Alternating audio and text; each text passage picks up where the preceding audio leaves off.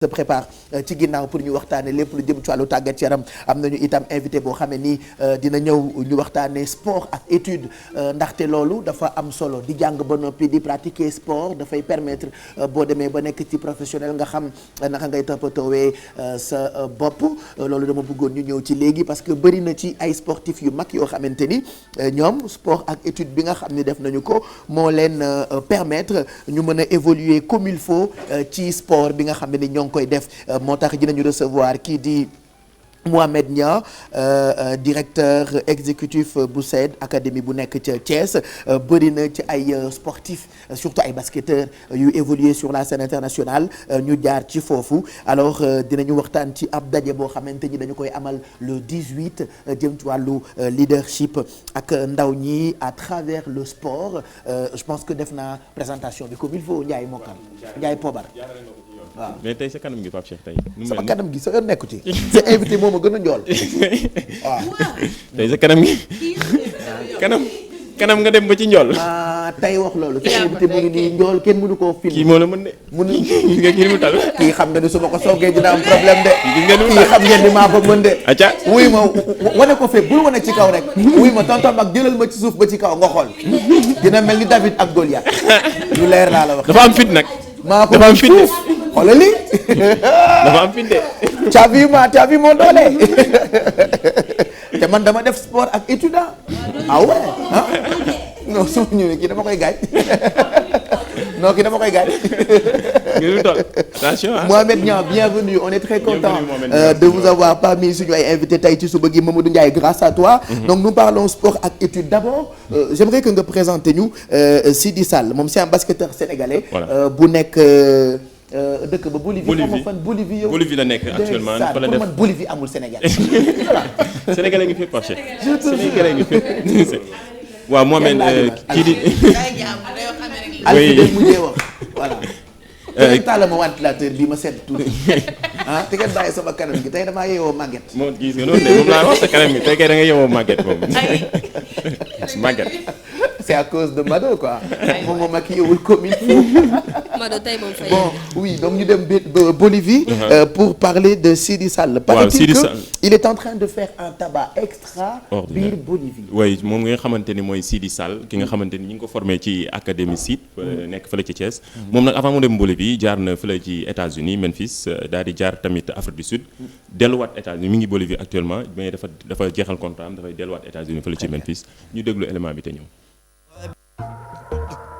xam nga boy bi boy Medina mi ngi yaa ma gën a xam ki mu doon ko bandi Brooklyn dëkkuma Brooklyn mala boy Medina mal yaa ma gën a xam boy aca nema boy Medina nante plein bandi Brooklyn li may féexal rap la du claim ku ma deful moo ma defa go crime du ma wil taxul ma tlim def ma gumba gaana doyul pour nga teema rim AVC munu ma tee hip hop moo ma sopp ni garab ak xob di ma topp fu ne di ma firé ni dof bu ma nopp teg ma choc def ma dëgër bopp MC takk sa fit doyul pour ñu def fit bëgguma doon pédophile homie su ma tewee sa zone déglu sa beat foog a xëy naan pilule anti-chromosome X mon ami maa raw jiit damay fit damay fot damay X loo ay tànk dama ni waaye di jaay mën naa ko jënd ba noppi may la monnaie bi li ne ci man rek laay wax du ay affaire de gaynde naturellement king du ma ko ñu jalis deret gaynde ma boy Medina andi bu plain set wecc teg ci bëri feeling dama boy Medina andi bu plain set wecc teg ci bëri feeling dama boy Medina andi bu plain set wecc teg ci bëri feeling dama boy Medina dama tàmbalee ci benn yokk job bi képp ñaar du ma xaar damay puus fekk ji sama dama sar damay puus dama ti ay faar ku fi jaar jaay muus dal ci ki lay waar dëgg bi te baas du naar beeg baraata kaas ma mu nëgg loo ma waas frère utin ñaanu xaas doucement ma dikkaat bandi flow bandi fukkaat san xel yi ngeen di telli tëb di dal di dëkkat may no ubbil nopp may ma je suis de jeune bëri mën doole xel ma di processeur de feu. Voilà, c'est quelques matchs qu'il a eu à faire moom Sidi Sall moom lañ la doon présenté alors tout à l'heure on a dit bi ñuy commencé pàcc bi ak Mamadou Ndiaye ni sport ak étude dafa am solo. dafa am dans solo les grandes nations s'ils ont aujourd'hui de sportifs qui sont très professionnels ci seen ay carrières c'est parce que dañu jàng en même temps di defaale sport. sport ak étude dafa am solo moo tax académie SID nga xam ne ñu ngi basé wu fële ci CEDEPS bu Thiès. Mohamed ñu gannaaw bi ñu la nuyoo. xam nga bu baax Sidi Sall yaa ko formé mais sànq dañu doon waxtaan nga ni parfois day jouer pivot parfois ailier noonu est-ce que mën nga ñu wax tuuti ci Mohamed ci Sidi Sall. Sidi Sall en fait c'est un joueur complet. Bonjour. C'est un joueur complet. Donc c'est un joueur qui pourra évoluer en équipe nationale, qui pourra aider l'équipe nationale certainement. Bien sûr. Donc, c'est un jeune très ambitieux. En ce moment il est aux États-Unis. Il cherche un autre contrat. mais lan mooy njëriñu sport ak étude. njëriñu sport ak étude en fait le sport la carrière elle est très courte. En fait. Un sportif de haut niveau au maximum tu as 20 ans de carrière. Donc il faut nga am d'autres outils pour ba pare sa carrière nga mën a def leneen. wala bu la yàlla wërsëgalee nga am tuuti ci sa carrière bi nga xam naka nga koy manager. gérer naka nga koy gérer on voit beaucoup d'athlètes yoo xam ne dinañu am tuuti xaalis mais en fin de carrière dañuy xaw a sonn parce que ils n'ont peut-être pas un certain bagage intellectuel. wala d'autres choses. Mohamed nan la ñuy intégrer surtout sénégalais jeunes yooyu laaj dañ naan dañuy poser question bi dafa am solo ci ñoom waaye nan la ñuy intégrer académie SID. Bon yan critères. pour intégrer académie SID tout d'abord nous donnons la priorité aux élèves. Il faut avoir un dossier scolaire. am na ay tests sportifs. qu'on fait d'abord. On fait d'abord les tests sportifs, après on fait des tests académiques et enfin des tests de personnalité. Donc c'est vraiment un processus. On peut commencer avec 400 personnes et au final on prend une dizaine pour l'année. Donc c'est vraiment sélectif. Mais en dehors de cela, on ne veut pas fermer la porte. C'est-à-dire on veut avoir plus d'opportunités pour le maximum de gamins. Donc on a des écoles de basket qui sont ouvertes à tout le monde, à Dakar et à Thiès. On a aussi un programme, le programme LLP, qui est financé par l'USAID et la NBA, et qui est mis en œuvre par SID. Donc ce programme va directement dans les écoles. Il y a beaucoup de parents qui n'ont pas de moyens. sama classe gi da ngay foog ni pour nga jël doom dugal ko ci école boo xamante ni dafay def sport ak étude dafa day cher wala day metti est-ce que yéen a ngi xalaat loolu pour ñi bëgg seen doom yi def loolu. Waaw en fait SID c'est gratuit doo fay dara. Heureusement super. doo fay dara donc c'est un organisme à but non lucratif. Nous avons des partenaires qui nous soutiennent. Très bien. Nous avons la NBA qui nous soutient très bien aussi. Donc les pensionnaires ne payent absolument rien. Ils sont logés, nourris, ils vont à l'école, il y a un suivi médical, un suivi académique. Voilà. D'habitude, moi je trouve que c'est comme ça que ça se passe dans les écoles que ce soit une école de foot ou comme yi ngeen def. Mais seul hic bi ci am mooy d'habitude quand vous êtes avec les enfants, vous les encadrez dans leurs études. Mais il y a un moment bu ñu leen defalee benn test et que ça marche pas, on a tendance à laisser ces enfants-là. Alors que pendant ce temps ñoom bàyyi woon nañu seen jàng. Après dañuy amaat problème pour def intégration. Est-ce que xalaat ngeen ci pour une solution par rapport à ça? Effectivement, c'est pourquoi on insiste sur sport et études. Pour que les gamins puissent avoir une autre opportunité de faire autre chose si ça ne marche pas. Parce que pour la majorité, ça ne va pas marcher le sport. Il y a les blessures, il y a les places limitées. Donc la réalité, c'est que pour être un sportif de haut niveau, les chances sont très minimes. Il y a beaucoup de joueurs qui ont beaucoup de talent. Malheureusement, ils ne font pas carrière. Voilà. Pas seulement ay Sénégalais parce que récemment maa ngi lire benn interview ak le jeune centrafricain Koyamba. Oui. dafa ñëw intégré SID nan la def ba intégré est-ce que SID dañ ko ubbi pour ñëpp aussi dans la sous-région. Effectivement, le jeune centrafricain dont vous parlez, kooku c'est un réfugié en fait. Hein? Avec tout le respect qu'on doit aux réfugiés, c'est une situation très difficile. Il a perdu son père, il a perdu sa grand-mère, et il était dans un camp en Afrique du Sud. Donc bi ñu NBA wooyee ni ñu kii dafa soxla ndimbal c'est un très bon joueur. On n'a pas hésité à le prendre. Voilà. Donc bi ñu gisee ni que dossier scolaire am baax na c'est un très bon joueur.